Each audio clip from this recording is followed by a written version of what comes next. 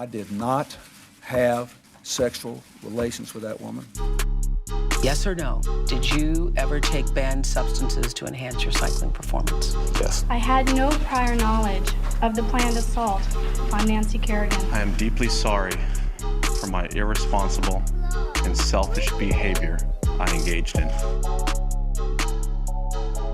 Guys, welcome back. Oops, the podcast. Giulio Gallerati here, joined by my loyal compatriot and confidant, young Ryan Lynch. Hello, hello. Good to see you. Good to see you, G. We got a special guest in the house today. Very funny comedian. His special just dropped on YouTube. It's called In Brooklyn. Check it out. Give it up for JP McDade, ladies and gentlemen. Blessed to be here. Tremendous to be here. Thank you so much. Welcome to the show, dude. Good to see you. Beautiful just to be on this lovely furniture. Yes. This beautiful home. Thank you, man. Thank Loving you. Trying to solve the problem of having air conditioning going during podcasting, which I think we're doing fairly well. It's like the cold fusion discovery of the 21st century. Like that's what science has worked. How do you do a podcast with air conditioning on?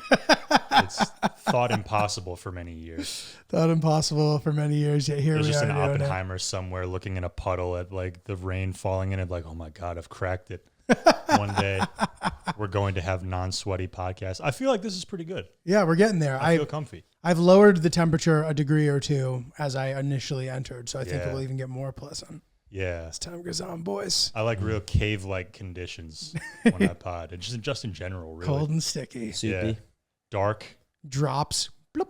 Yep. Bloop. Echoes. Stalactites. To me, the cave is the most overrated sort of like ecological thing. Interesting. Like, I am kind of like scared in them a bit. Sure. So maybe it's just my fear of them, but like going deep into a cave like doesn't sound that cool to me. No, not at all.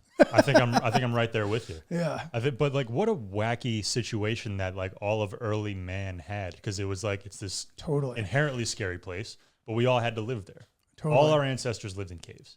Like we're just baked into like, what's that sound? Like that nervousness is built into us. Totally, dude. 100,000 years later. On average, 7 people die each year in the United States inside caves.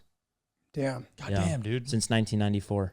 That's serious. Save the caves, dude. People still live in caves, bro, in some places. Yeah. But the caves, I've been to some of these I saw it on caves. Zillow, actually. Really?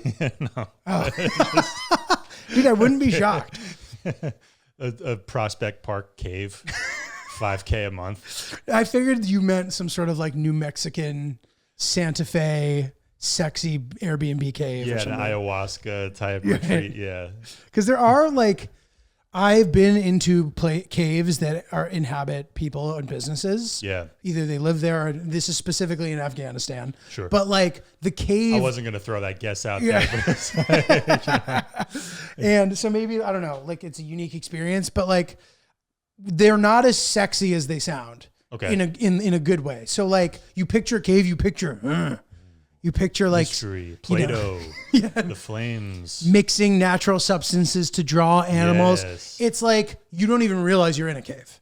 It's just so dark and No, it's so like nothingness. it seems like a normal place that you're in. Oh, so they do caves really well over there. They Exactly. know what they're doing with caves. Correct. Yeah, it's practically the foundation of like, a split level ranch. It's just like Exactly. you're in there. It's like perfectly set up, and it's actually a good thing for a place that doesn't have like electricity or air conditioning. Yeah. Because it just maintains a good climate, and it's not like a deep cave. It's like sort of like. Accessible cave. Have you ever seen those ancient society things where they carve the rock? Yes. It like looks like that. Oh, that rocks. But people are seeing. No fucking plan. I'm going to go leap from the second floor balcony right now. No, that is so sick. That rocks. The Dude. people who are dying in caves, they must be going into the little ass caves, like the things that are borderline burrows, which is also, you climb headfirst into a cave, you get stuck. Oh, top 5 fear in the world. That's come on my feet a bunch. That one guy that got stuck. That diagram of the guy Yeah. who's like head first stuck. Down. Oh my God, dude. Just wriggling That's bad. for like 3 days with a concussion. Jesus. But some people, like, that's what gets him off. Like, he needs to do that. Don't act like you didn't enjoy it, you fuck. It was nature's autoerotic asphyxiation. It's probably his favorite way to die. Just getting stuck and not being able to eat. He climbed into one cave one time. He's like, I could go tighter. He's like, Jerry, no, you've maxed out. It's like, there's an 18-inch wide cave in Peru. I've got to get down there. And he's just upside down. I'm like, oh yeah, Dude. dying. Speaking of which, I believe the highest inhabited society in the world is in Peru, and it's a mining town that's like, there's gold there supposedly. No kidding. Yeah, Lynch, if you don't mind looking up what this place is called, it's called. I would have assumed Himalayas, but Peru. So I wonder what the measurement is for what a society would entail. Right. This is like it's a city. City-state. But dude, there's no plumbing. Sure. There's no electricity, and it's overpopulated. It is disgusting. La my Rinconada. La Rinconada. Rinconada, Rinconada. right? Yeah. Rinconada. Cool. It's in Spanish. Interesting. La Rinconada. Because they speak Quechua there, right? Like in Peru, they're like big on the different. There's a big population that doesn't speak Spanish. Oh, it's Or like an there's indigenous another- language. Yeah, indigenous language. Sick. They got their own thing going. You love that. Yeah. Love that. Up on a fucking mountain. Dude, I'm not sure what the mixture is here, but what I do know is it's giving, as Lynch would say, very sort of like industrial era conditions, like. Interesting. And they're mining, dude. And apparently they're using mercury. They're using like shit that'll kill you to mine the gold. So it's like the most unhealthy place on earth. But they show these sort of like, it's an interesting thing. If you look it up on YouTube, there's some like crazy YouTubers who have gone there. So if you get sick, they're just tossing you off a cliff. You are There's nothing fucked. they can do. It is a terrible place. Yeah. They just leave you there. Yeah, for sure. Yeah, they're getting it out the mud. La Rinconada. But dude, it reminds me of like, there's always been this trope of like the mine being this like grizzled place. Like in every sort of like fairy tale, the miners are always like these dwarves who are like short but stout, and they're tough. And it's Lord always of the like Rings, Right. Seven Dwarves, whatever. there's always like a mine, and it's always this guy, and someone's like the mine. They talk about it. Mines of Moria. Those guys. Exactly. They get in there. Exactly. So it's this like really tough, inhospitable place. Yeah. But the cave is not portrayed the same way. The cave is sort of portrayed, and the depth can be similar. You know what I Sure. mean? But the cave is like this Height over incredible, depth, all that shit. Well, yeah, no, I guess these are both depths then, mine versus cave, because mine is man-made. Mine has the patina of industry on it, and like that's the other thing about that little town where people are living up in a mining town up in the mountains. Some like industrial power is making them do that. Like they're extracting whatever, they're extracting gold, so they're like, all right, poor people, whatever you got to do, you stay in this little town and you enrich some multinational gold conglomerate or something just by risking your life with mercury every day. Dude, the deal is so bootleg. The deal is you mine for 29 days, and the 30th day you keep as much as you get. That's the deal. It's a bad comedy club deal. It's like, once we sell X amount of tickets, then there's a split. Right. But instead of selling tickets, it's 30 days of dangerous manual labor. Dude, it's like, yeah, you make $50, but if you sell out this 495 person room 7 times, you hit the you activate the bonus. The guarantee is shit. Yeah. Exactly. That's so cruel. That's like, we know a portion of you guys are going to die. Yeah. So it's like, yeah, we're going to let you rock for 30 days. And hey, if you make it, respect. Totally. So you only get to keep what you collect on the 30th day? Yep. And that's how it's set up, because you'd be so tired on the 30th day. You probably wouldn't be able to collect as much as you could. Cleared out all the low-hanging fruit, you know? Right. That's And sad. so you're like walking around with as much as you can carry. And I think you still need to like sift through it to see if there's anything in it. Yeah. And this sounds like a fable. Dude, and you're probably like Hobbit. peeking out of your tent to make sure nobody's like scoping you to, dude. Your I bet fellow people man fight, sizing each yeah. other up with your pickaxes. People are ready to kill. risk it all. It sounds like hell, dude. Yeah. It sounds really bad. it's Sounds like a good show. yeah. Sick show. It does. It reality does. show. It's like Alone. But yeah, that or like Deadliest Catch. That's the deadliest catch. Yes. That gold. And then like, or what if you catch a whole shitload of gold on your 30th day, but you're so exhausted you can't carry it up out of the mine and you die. Dude, You just. it sounds like some drop. Humphrey Bogart movie or something, right? Like Sierra Madre or whatever. Take the gold, kid. Yeah. It was Take never the about gold, the kid. gold. Well, dude, you've activated an interesting theme here that I want to bring up. So there's this thing, like, I'm always impressed by comedians who are really good at doing impressions who don't really do them that much. Because there's a few of you. JP is incredibly gifted at impersonations. That's a very generous appraisal, but thank you. Dude, it first came on your Maniscalco first came on my radar the first time I knew that you were a guy who did this. Because otherwise I just known you as a guy who's sort of like monotone, deadpan. Like I don't see you as being a guy who could be like, when you're Italian, like, whatever. You know, I'm doing the whole fucking. What are you doing? Just doing acrobatic shit on stage. You're so good at it. And in your special, you do a little bit of it. What's like towards the the end. matter with you? I just drop it. You can just Maniscalco your life every now and then whenever you're in a situation that you don't like. There's just whatever little nitpick thing you want to pick out. Like I'm looking at these dresser doors. There's no knobs on a dresser door. Like whatever little complaint you want to pick out, you can Maniscalco it. It's a good life hack. It's really good, dude. I mean, there's a couple people who fall into this category. Soder's very good at doing Soder's amazing. impressions. He's really good at it. Yeah. And I always am kind of like wonder, and it is a thing where like, if you lean too heavily into it, you feel like a hack. We worry about it. Yeah, that's the thing. Like, you kind of don't want to be, even if it crushes and people like it, there's still this dumb comedian self-sabotage thing where it's like, if I set this up the wrong way, am I going to look bad? Am I going to be the guy who's like, I bet it would go a little something like this. Yeah. It's like, that's not the worst thing in the world. I really should do more of them. But my thing is like, I'm like fine at impressions. I'm not like a James Austin Johnson level type of guy.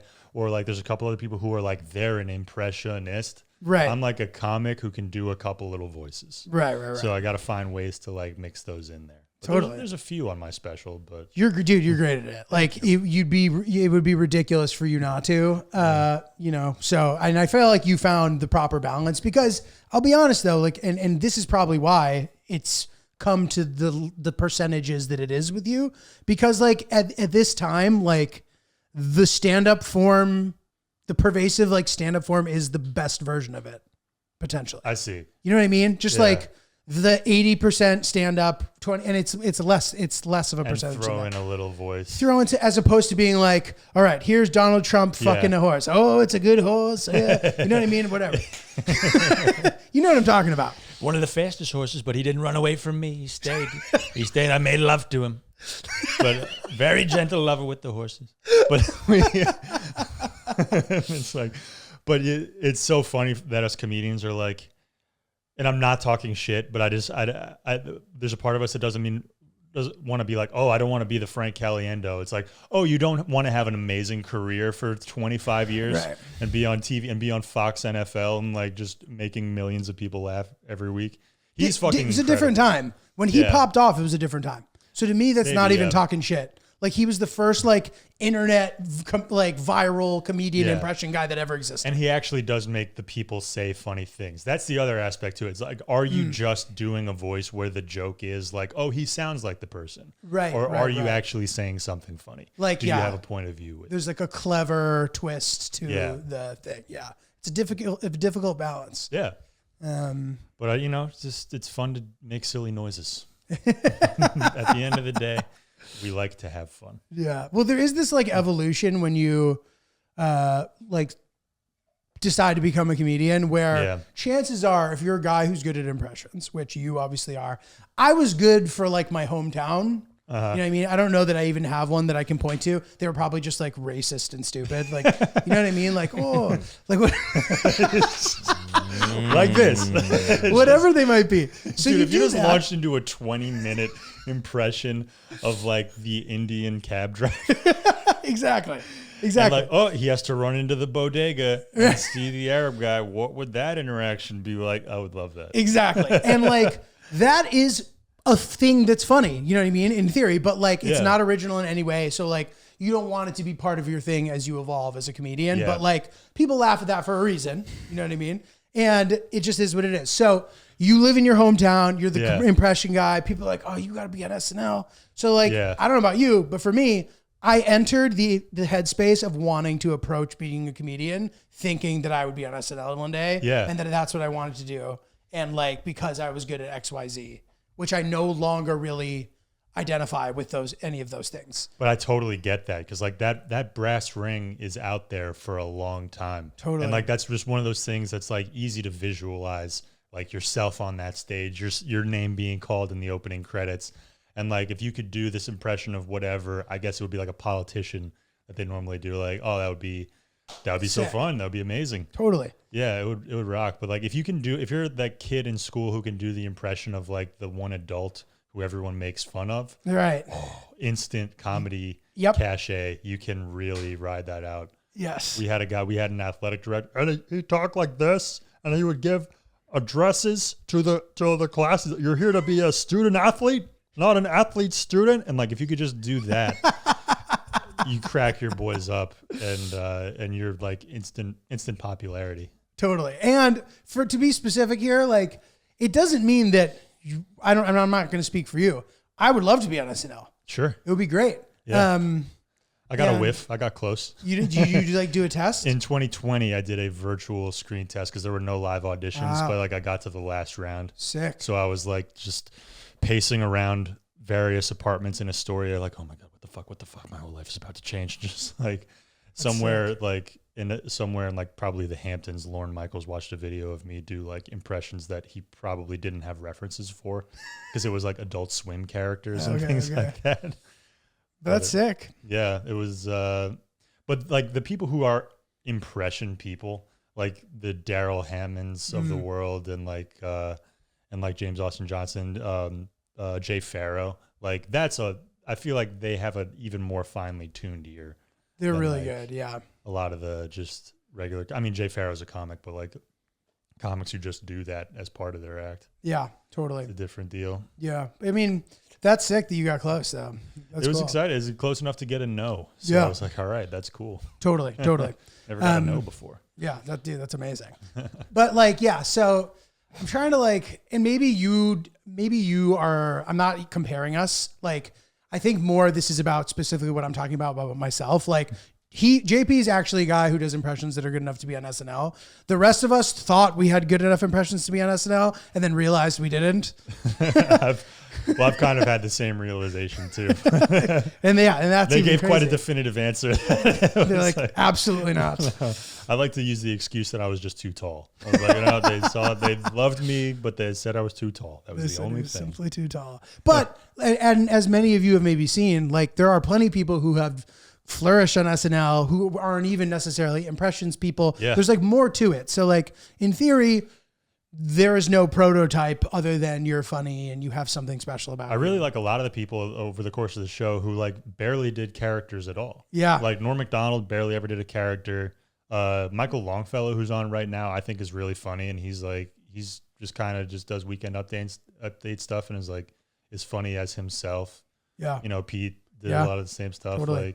There's like a spot for all the different kinds, but not everyone is like a theater kid on that show. Totally.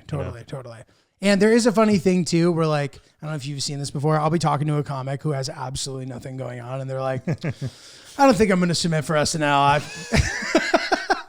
I don't like, I'm like halfway through Elden Ring right now. I can't be putting together a tape.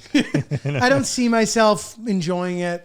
It's like, dude, what the fuck? The ultimate sour grapes. Just like, yeah, dude. It's like, it's crazy to not try. The girlfriend who was paying their rent just being like, so have you ever thought about, I don't know, putting together a tape?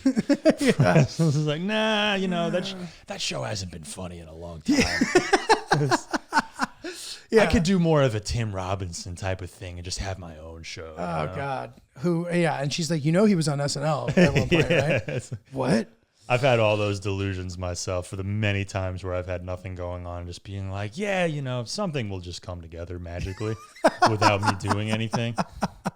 Yeah, that's like a toxic version of main character syndrome where you're like, I really think that these 7 things in a row didn't work out because God's preparing me for success. Yeah, he's clearing a path for me. Yeah. How often do people ask you, if you ever played basketball, or is that such a trope that no one actually does it? No, it's quite a trope, and people do often ask that. It's quite often like, I don't mind. It's like there are worse questions to get as a tall guy, I guess. But do you fit on airplanes? What's showering like for you? Those are actually kind of insightful questions, I got to say. With basketball, it's like you kind of have to have your answer prepared, because they're going to ask follow-up questions, because they're going to ask like, what level of basketball did you play at? Like, is it because the answer is yes? I played basketball growing up, but I never got anywhere with it. Like, I played high school basketball, and then I tried out to walk on in college, and I didn't make it. That was like the very specific level of basketball that I hit. Where'd you go to college? Wake Forest. Oh shit. North Carolina. So like we were, we had a really good team, but I tried out there, but it's like, I'm glad that I actually like basketball, because you see a lot of those tall guys walking around who like their parents just made them play. They hated it. They including the hate sports. MVP of the NBA. Yeah, no one, Jokic hates three-time basketball. MVP resents the sport so much. He just wants to play with his horses. Have you seen that video of him dancing in the club in Serbia? Yes. It's one of my favorite internet. He's just like, it sounds like Mario Kart music, and he's just like, just like living life, throwing. It's like, oh my God, I'm so happy I don't have to play basketball right now. I don't have to be in stupid America running wind sprints. It's not fair the way they use that meme though, because they like show other NBA players during when they're training, and they just show him when he's partying. Right. All of those guys training also have the partying. Yeah, scene. yeah. They You know just what I mean? keep the cameras away. They have NDAs and yonder bags for when they party.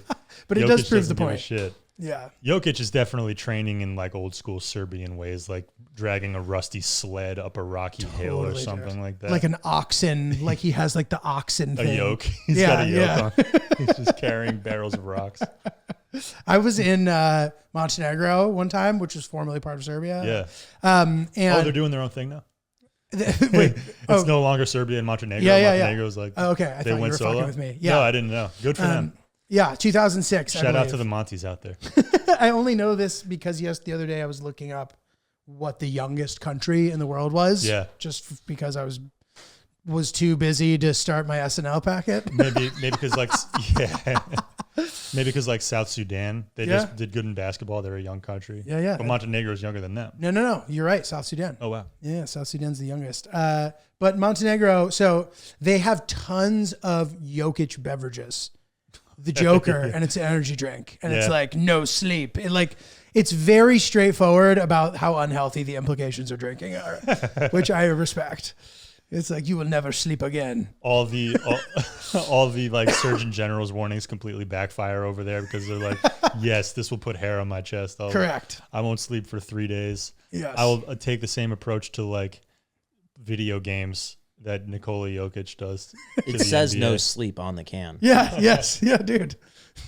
That rocks. Yeah, like the Surgeon General warning has not quite made it there yet. It will eventually. It's on the cigarette packs, but it's not yet on the Jokic energy Europe drink. was the first to have like the hardcore warnings on their cigarette packs. They really didn't mess around with them. Black lungs. Yeah. Ugh. Just a picture of a grave. I think that's real, right? There's literally a literal picture of a grave. Okay, well, dude, I really enjoyed your special. Thank you. Thought it was really funny. Appreciate it. I've always thought JP was enjoyable to watch. Likewise. I think thank you, man. I think most comics feel that way too. And sometimes when I think about you, which I do from time to time, I often am like, wow, that would be cool to be like that well respected amongst comics. Oh my God, I feel that wild. way. I feel that way. Yeah. That's crazy. It's a nice thing, and it's Thank not you. easy to do. So JP's a great guy and a funny guy. So enjoy the special for sure. Check it out. Thank you. Yeah. My memory, I've seen you do comedy a bunch of times. You've always been funny, but like my lasting memory is like, there's a show that I'll do from time to time that is like known for being bad. And it's like, it's tough sledding.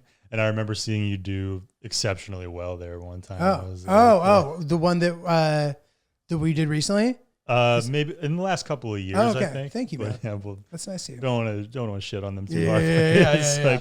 It's a tough room. Yeah. No, I appreciate that, dude. Thank you. That's very nice. There was a couple of references that you made in the special that I was excited to talk about because they're things that I love to refer. Yeah, let's refer. Centralia, Pennsylvania being Yeah. one of them. So, I mean, if you want to give us the brief, since you are an expert on what this is.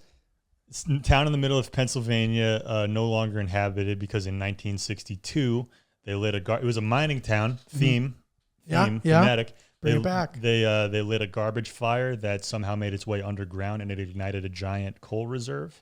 And the fire is still burning to this day. And scientists estimate it will continue to burn for another 250 years. Crazy. So I think like you can go there and like actually feel the heat emanating from the ground, and like it's a ghost town now. Yeah. So I've been there. No way. Yeah. So a buddy of mine, shout out to Sam Klein, he had this idea to shoot a show. I'm not going to like ruin what the idea was because I think he probably still wants to do something with it. But anyway, we found ourselves in Centralia, Pennsylvania, and you know, like you said, there isn't much left of the town. It's like barely even designated. There's like a couple municipal buildings that are still there and active. And there's actually one or two people who actually live in the town. Yeah. And we wanted to interview them. So one of the driveways had like 3 or 4 pickup trucks in it. And we were kind of like, let's not try. And there may have been a sign that's like, no trespassing. Like, you need to be waving a white I'm flag armed. as you approach. Yes, exactly. It's like you got to watch out for mines. Theme. Yeah, exactly. Other kind of mines. Exactly. And I don't know if it was as much of like they're annoyed about the people who come asking. And there's all this like, there's off-roading there. You here making content? Dude, no, for real. But like people. Read the sign. It says no travel logs. Yeah. Like I wouldn't even be surprised if that was there at this point too. But people ride like 4-wheelers on the back roads that are kind of like warped, and like the people who come there like for kind of dark tourism. We actually did end up interviewing a guy. Really? He may be the only guy there. And it was like COVID, and it was like, it was weird. And I don't want to go too much into it because since he's the only guy there, he's going to know.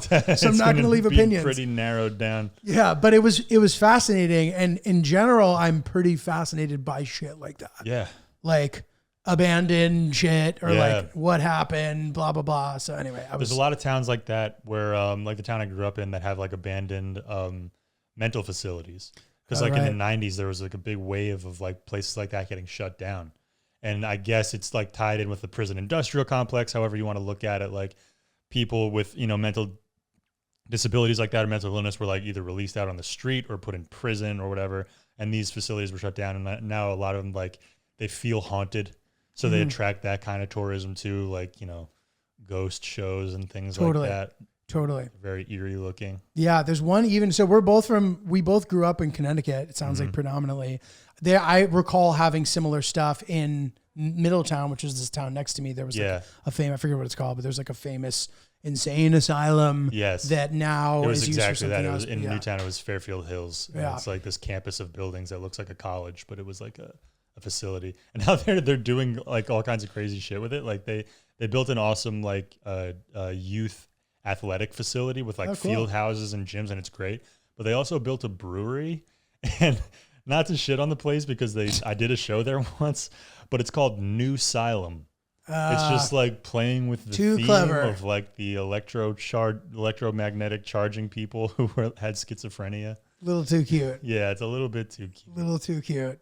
Connecticut is fascinating. I've actually been doing like deep dives into just like looking at different parts of Connecticut. Because like once you sort of, the Connecticut River is in the middle of the state. Once you sort of get past the Connecticut River, aside from a handful of towns that are like kind of nice, like right when you get over it, it starts to get like pretty gnarly, like pretty quickly. Yeah, and it can get pretty gnarly as soon as you like step outside. Like people think of Connecticut as like the Gold Coast, Greenwich, Darien, like, New Canaan, Greenwich, places like that. But outside of that, it's kind of Alabama.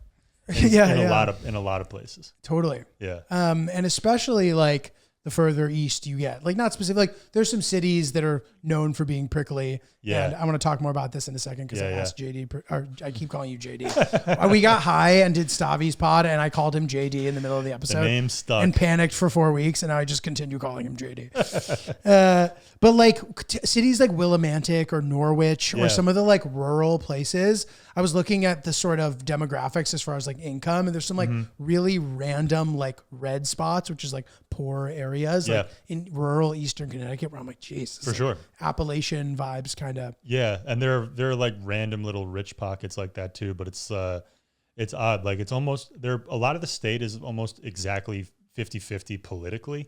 Right. That's how it breaks down. People think it's like, it's New Haven, it's liberals, it's like whatever, but yeah, it's a slightly more interesting state than people think, but not by much. Dude, totally. In a way, like following the Rust Belt trend, where when I was a kid, the town that I grew up in is considered to be more conservative than most of Connecticut, and I was like shocked to hear that, because when I grew up, I did not know a single Republican. Yeah, I did not know a single Republican, and it's the kind of people who I was like, the profile of that specific person, I would kind of expect to be Republican. In this day and age, and perhaps they are now. Was it kind of crunchy hippie? No, earthy vibes. No, like more of like rural, kinda. Like not really a ton of streetlights, small, like close to Middletown, not diverse at all. Yeah. But like middle income, and like a lot of people worked at Pratt and Whitney, which was like nearby. That was like the vast majority, I think, of, and everyone's dad was an engineer. Yeah. Interesting. My dad's an engineer, but like I think that just meant they worked at the factory. Sure. We had like there was a mix of like some dads who would like commute all the way to the city. Some would commute to Stanford. My dad commuted to Stanford. Got it. And there were like button up like fiscal conservative guys like that. So like there was like a kind of hippie element. There's like a little bit of working class mixed in there, because it was just like it was a little working class town, and then like they changed some housing codes, whatever, and like the corniest suburbs just kind of like were airdropped onto it, and like the population of the town tripled. Interesting. And it was all these like I don't know, these prefab looking suburbs. Right. It makes sense. People who got priced out of, like Fairfield County or whatever. Yeah. And I don't know if it's in Fairfield County. It's like the northernmost town in Fairfield Got County. it. Yeah. So it's like you're still in Fairfield County, but like, but yeah, so it's like I grew up feeling like it was middle class, and now it kind of just feels like there is no middle class. Yeah. And I know that's like a sort of talking point in general, not to make this into that kind of episode, but yeah, it's bizarre. And like half an hour outside any major city is kind of like the country. Yeah, totally. Or like they're trying to adopt a country aesthetic. Like you go to Long Island, there's a country radio station. Right. There's certain flags flying on every lawn. Totally. It's like, okay, we do things. I was trying to do a bit where like we do things a little different around here in Massapequa, New York. I reckon we gone country. Yeah, Suffolk County definitely feels that way a bit. So it's all just interesting to see things change. Like when you're a kid, you just sort of think everything is how it is, and that is always how it will be. Yeah. So it's been interesting to witness certain sports become less popular, or certain areas change, or whatever. You have that Back to the Future moment where like you come back and you see like the town, like Biff is the mayor in the town. It's like, oh, what happened? Yes, exactly. What happened here? What the fuck happened here, dude? So the G train is down for a large percentage of the summer. Are you talking about a real train, or like you're talking about yourself? Oh, the G train. Hi. No, I'm talking about the literal G train in New York City. Gotcha. Okay. So it bakes in an automatic 20-minute walk to the subway for me if I'm going to do that, which I'm going to. When I have shows on the weekend, like sometimes I need to really pace myself on that walk, because I can fully sweat through all my clothes in theory. You have to employ whatever tricks you can in that scenario. And thank God I have MeUndies as my boxer brief. Thank God. Yeah, absolutely. We should be standing outside the G train, and we should be telling everybody that's about to embark on a 20-minute walk that you should be wearing MeUndies. Yes. Do you like unmatched comfort? Do you like a ton of different playful designs to match your personality? Do you like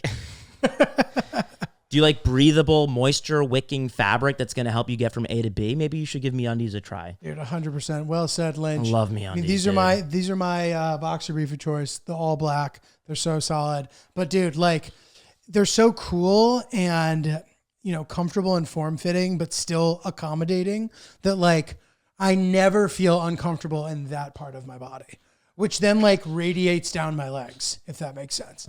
Like my legs stay cool because my like butt and under nether region stays cool. Exactly. My base. So I wouldn't be able to survive without them in these circumstances, and they're just great in every environment. So I'm really grateful, and I'm going to keep rocking these till the day I die. Yeah, we love MeUndies over here. We love to talk about how much we love MeUndies. We do. So summer's coming. Be prepared with MeUndies. Get 20% off your first order plus free shipping at MeUndies.com/OopsPodcast. That's MeUndies.com/OopsPodcast for 20% off plus free shipping. MeUndies, comfort from the outside in. So I asked JP to think about certain things because I know you're on the road a ton, traveling all around, and I love thinking about this. So Lynch, as he's answering and we talk about it, if you want to think of what yours are, I think you'll have ample time to do that. Okay.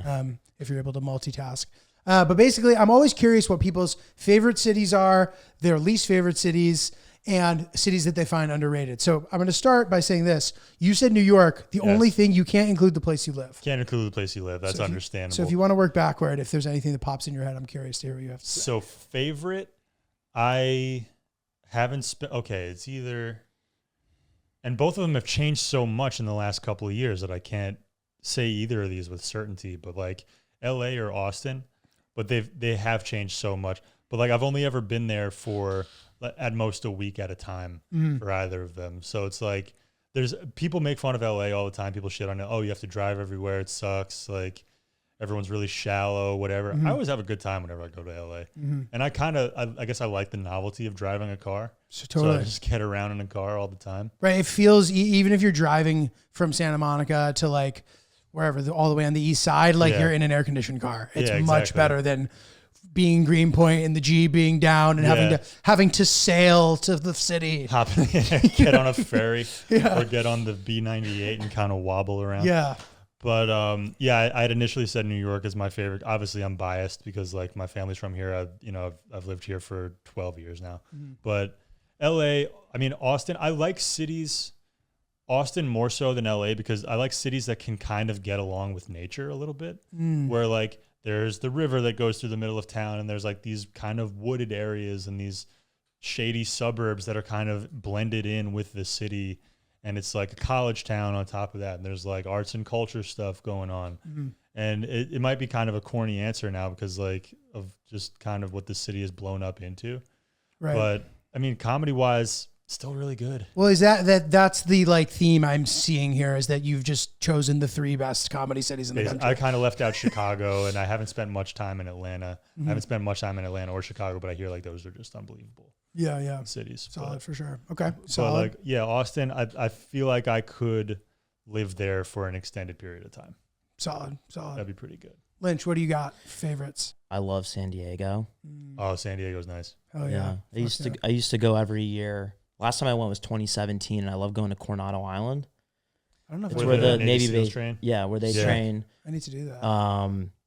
Beautiful little. It's like a slice taken out of Don't Worry, Darling. It's just this little utopian island. Yeah. Everyone's really nice. It's beautiful. You got Salt the life. beach. You got the salt life. Yeah. I really enjoy being there. I played Torrey Pines a few years ago in La Jolla. Oh shit. It's sick, and then like you've got like the ospreys and helicopters flying over you all the time. Yeah. It's gorgeous. Sick. I feel so bad. The first time I ever played golf was at Torrey Pines. Damn. It was the first time I swung a golf club. That's sick. Out of the frying pan into the fire. There was no hope for me, but my brother was young and he was interested in it, and he had a nice swing and it was promising. So my parents, they set us up. We were walking 9 holes and we got partnered up with this guy. He was so patient. Yeah. Like he was so patient. And like I didn't understand it at the time. But as I've gotten older, I've came to realize I'm like, what a patient guy. Like how did he not freak out and get a Ranger? I'm hitting across from one fairway to a different fairway, not picking my ball up. I'm not really aware of the etiquette. I shouldn't have been out there.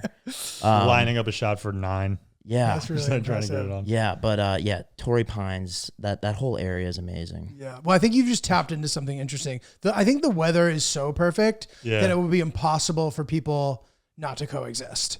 Yeah, like there's a big LGBTQ like community and a massive military community, and they seem to harmoniously integrate. If they had Seattle's weather.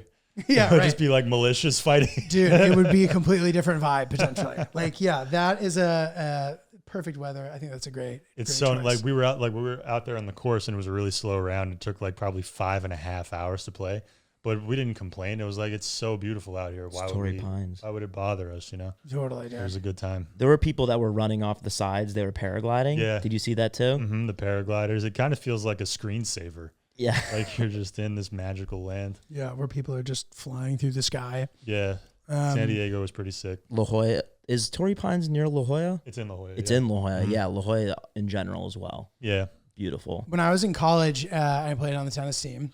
My coach, clever dog that he is, he made our spring trip to La Jolla tennis club, knowing that like most of the kids on the team's parents like could easily afford it, and he would just get to go somewhere sick, which was like. You'd think that more coaches would like be doing things like that, but like, he was only our coach for like a year and a half. None of the other coaches did anything remotely close to that. Yeah. So then we're going to Scranton to train. Yeah. I had to borrow money to go to do it, which I think ended up being forgiven. So I think I ultimately fall in the same boat of parents paying for it, but I was theoretically supposed to pay it back until it was decided in goodwill that it would expire. Thanks, Dad. One of those vanishing loans. Yeah, appreciate that. But it was so sick. Like, it was the sickest place maybe I've ever been. I was like, damn, this is fucking unbelievable. But clever play by the coach, Rocky. Yeah, it really rocks. They have this cute little alcove where there's the sea otters right by the water, and there's this little walkway, and you can go and you can see them. I think I saw those guys. Those Yeah. little fellas. Sea otters and sea lions. We were talking to some marine biologists, and we Seals. got signed up for some email chain, and we got updates on them for like 10 years on how they were doing. Give me a nature walk, like a guided nature walk in any town, and like someone can give me a bunch of animal facts. I'm in heaven.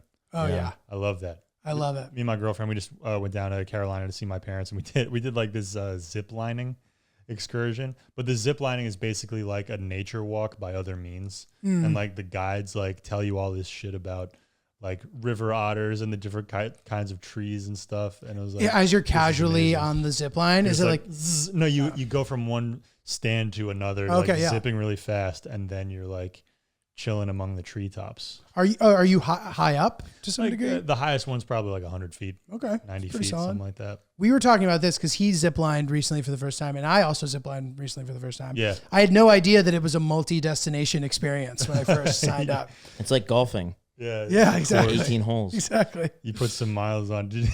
When we went, there was a guy who was way too into ziplining.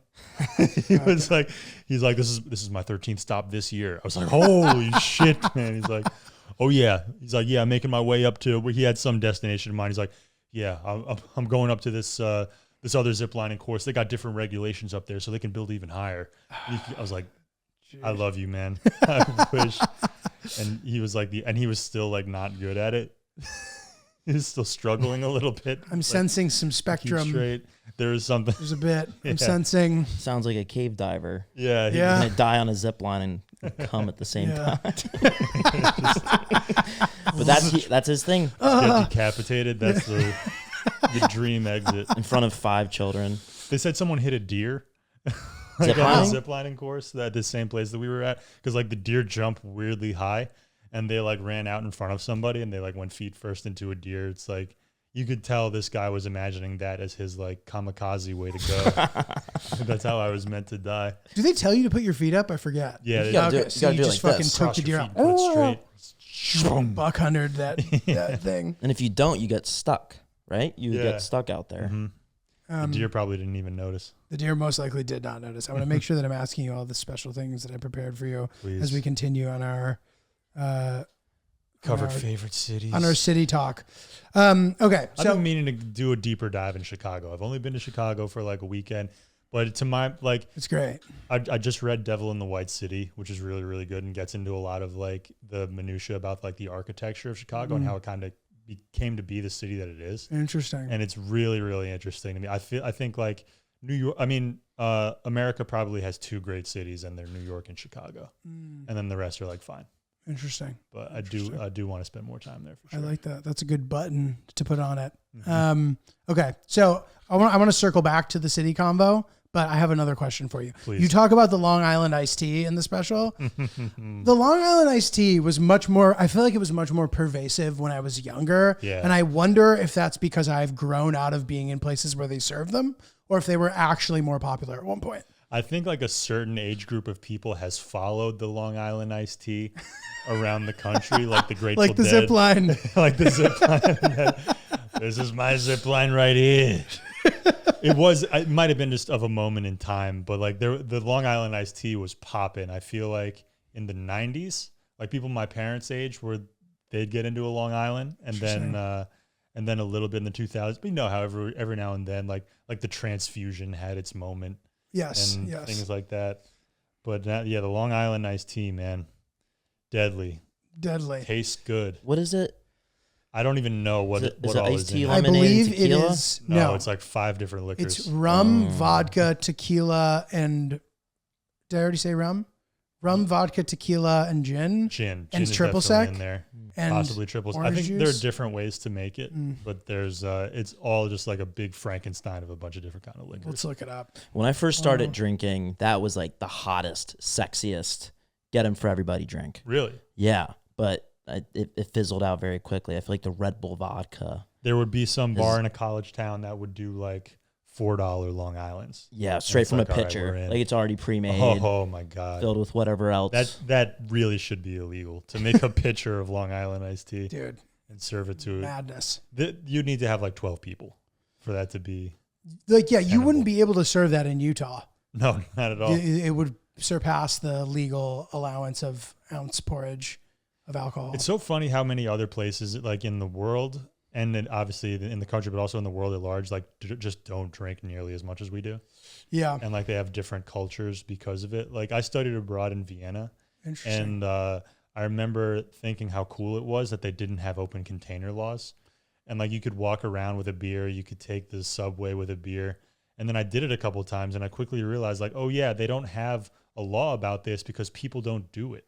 It's like not part of the culture. It's like you're being weird. Right. But not enough people have caused a problem with this for them to write a law about it. Totally. And it's also one of those like chicken or the egg, which came first thing, Yeah. where it's like, is the absence of the law the reason why nobody does it? Because it's not like, It's not sexy. It's yeah, not like, right. You're not doing something not like doing bad boy defiant. stuff. I don't know. But yeah, dude, so the recipe, vodka, rum, gin, tequila, triple sec, and sour mix My God. over Oh, ice. the sour. Early in comedy, I remember people ordering them a lot, Yeah. like in the audience. Like I'd hear the bartender be like, another Like, Long listen, Island. we got to buy 2 drinks. We might as well make them count. Give Yeah, me exactly. 7 drinks in one. Totally. And I don't see them as much. No. And I wonder. Changing Long culture Island fell maybe a off. little bit. Like there are certain kinds of booze that people like the flavored, like the hard seltzer. Right. It's really having a moment now. Totally. People have it a little more under control. Those Beer do is not just exist. like not as popular now. Yeah. It's true. Beer was the be all end all. Beer was it.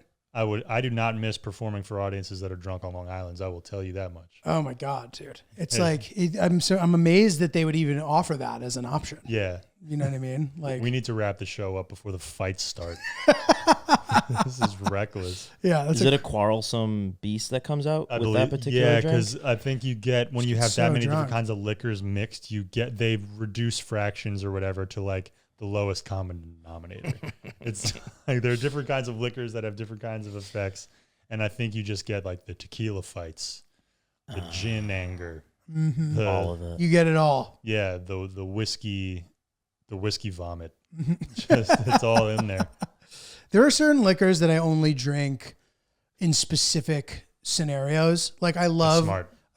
but like not even for like some practical reason. I just like, it calls to me. It just suits the Environment. It hits. And there are certain situations where it makes sense and other where it does not. Like I love rum in a tropical climate. I think to. that's normal. Yeah.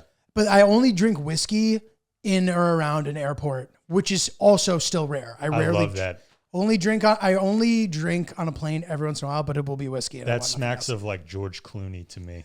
Like you're just waiting for a flight, just like one big cube sitting on. You have a BlackBerry for some reason. You're just like rolling on a BlackBerry. An Oxford shirt. Yeah, Tucked in, Oxford unbuttoned. rolled up. Like Yeah. Jesus. God damn it. That's when I drank, it was just kind of whatever liquor I could get my hands on was the appropriate one that setting. How long have you been sober for? Or Going on- not drank, at least? Going on 10 years, no drinking. Yeah. Solid. So like, yeah, like November of this year will be 10 years. But it's like, yeah, that I remember drinking gin and watching Mad Men. I was like, this feels right. I thought you were going to say that was the moment you knew you needed to stop drinking. And then looking back, it's like, oh no. It's like you can't just drink a liquor because it's the theme of the show. Dude, that's hilarious. Well, you also talk about your girlfriend in your special. I have met her before. Yeah. Lovely. Is she a comedy person? She's comedy adjacent. Got it. She is she's an executive producer at Cracked. Oh, sick. So she actually does produce a live comedy show. Interesting. But she has no desire to do stand up herself. I think she did sketch a while ago, like years and years ago, but just like kind of for fun. Mm-hmm. So that kind of makes it a nice balance where it's like, all right, we can't have two stage bound maniacs in the same relationship trying to navigate that. But she's much more of like a logical reasoning person. And I'm like the man child, comedy. We need care. Comedy brain. Yes. Interesting. Yeah, that must be a nice thing because like my fiance is not involved in comedy at all. Yeah. But like she's pretty sharp, I would say, and she has turned into a person who understands it all fairly well. Yeah. Which maybe naturally happens, but I also get the sense that sometimes people never get to a place where they get Some it. people never get there. I think it's wild. And I like that's probably the biggest thing in a comedian's relationship is like, do they understand the job? Do they understand the lifestyle? The general landscape that you're working in and like what you're up against, then like you can understand each other. Yeah, totally. But like some people never get there. Yeah. And it can It's be tough to see. Because you can be supportive and still not be supportive in the right way in theory. Like, oh, I wish you weren't out every night. It's like, what? Oh yeah. No, I've never like had that to a place where it was a problem, but like that is a common thing. Sure. Like the person who never overcomes the fact that you can't be home at night. Yeah. Enough. And it does feel bad like you're doing stuff during dating hours. Yeah. But I feel like it's kind of good to have that little compromise moment where like one night a week I might pass up a spot so we can go out and have dinner. Right. We Right. can go Right. see a movie or something. Do you have like a wholly specific day? We were trying to figure out what day of the week that would be. And like, we decided it's just too random, but like we should try for like once a week, maybe once every 2 weeks to like go somewhere and do a thing at night. Yeah. And if I don't have a spot, great. Yeah, totally. Lynch, do you have that? No. I was doing some open mics on Friday. One was at 7 and one was at 11.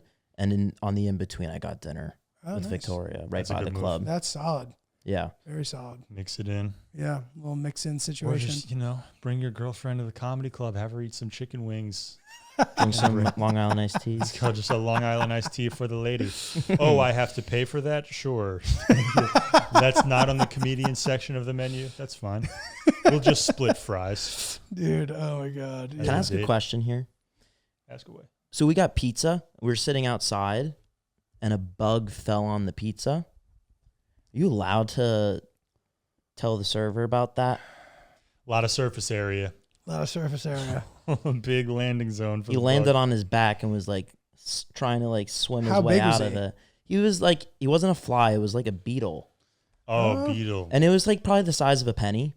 That's pretty big. It's good luck in Japan, Is it? I think. So Sounds good to me. I don't know. I ended up not saying anything about it. Here's where I come down on this, and this will be illustrative. I got a slice of pizza last year, and I was in the process of eating it, and I noticed that it was like a mushroom slice, right? And I noticed like on the crust, there was a fly that had been cooked into the slice of pizza. He had landed on the pie in the oven, and he met his demise right there. And I was just like, what? I continued to eat as much of the slice as I could, but it was like, we're doing this. Oh man. So I think in that situation, if I noticed before I started eating it, I might be like, dude, can I get like one that doesn't have a bug baked in? I think if you're sitting outside and anything falls on it, like, I think you're fucked. It's the law of al fresco. I know Yeah. asking is like a bitch move too. Like I You'd felt. probably get away with it, but you'd be a bitch for sure. I know. It's just I don't want to. Then don't eat on the freaking sidewalk. So what are you doing? There's gonna be bugs. Did you eat the pizza? Yeah, I ate probably 90% of it. Tossed the crust where the fly had died. I'm not grossed out by hair. Like if I find a hair, I'll just take it off and eat it. But there are other things that I'm less tolerant of. But like a hair, it's like a person made the food. Like Right. obviously a hair might fall in it. Like it's fine. I don't know. It does still fill me with a little bit of. I have a very sensitive. Like if I'm cleaning the drain, no. You're squeamish. I'm squeamish, dude. When I lived with my parents for like a year and like a few years ago, and I would feed their dogs every day, and every single time I fed them wet food, I was like, like I hurt my throat gagging. It was bad. I'm not cut out for animal food is gross, dude. It's bad. Have you ever seen the videos of people who are eating it and not realizing? No, like they trick them. Like no, they they think it's a fancy restaurant and they eat cat food. I think that like the sort of the outside package had been removed and like they were home alone at their girlfriend's house and looked in the fridge and like were just sitting there calmly eating the dog food. And then when they realized that's what they were doing, they like vomited. But that's got to be viral marketing. Oh, they vomit. Okay. Because there is some fancy dog food that they're like, people can eat it too. Oh, interesting. And we should try that. You're like, maybe not. Wait, is the story about the other JP McDade true? 100%. Can you tell us that? James this Patrick is insane. McDade. He, my exact name I share with an IRA. I guess he was like a lieutenant in the IRA or terrorist, whatever you want to call it. And he was in Northern Ireland. My name, like the last name McDade, that's the Northern Irish spelling. So like I have family from both sides. They're all Catholic on all sides, but some are from the north and some are from like the Republic of Ireland. Like I have family from County Wexford and I have family from the north. Have you visited? Yeah, years ago I visited the Republic of Ireland. I haven't been in Northern Ireland, but this guy James Patrick McDade, we're not related. I have the same name as my grandfather and my dad. Okay. But I found out I'm not related to this guy, but we have the exact same name. And he planted a bomb in a phone bank or something, like a phone operators center or something like that in England, and the bomb only killed him. So I'm named after a guy who's just like the worst martyr in the history of Ireland. And I'm sure there are like murals of this guy somewhere. He's part of, how like. It's not the Belfast Six, but it's like something like that. He was like part of like the Belfast Six. And then again, that's not the name. I don't want to give him. I don't want to like, I don't know much about the Troubles. I'm reading about it right now by like a guy this book by a guy who was in the IRA. And like, it's still very complicated to me. And I don't want to say like the wrong thing to people in that part of the world. Cause like, I feel like there's still some tension there. It's weird, but it's like, and my bit in the special is about how like, I'm not even the funniest person with my name. Like this guy was doing wacky hijinks. Did he do any damage to the infrastructure? I think he did, yeah. Okay, well, that's good at least. That'd be funny if the bomb just had no effect other than killing him. Dude, oh my God. Didn't even destroy the telephone booth? No, the phone there wasn't even an interruption in service. Oh my God. He just got pink misted by an explosion. Poor bastard.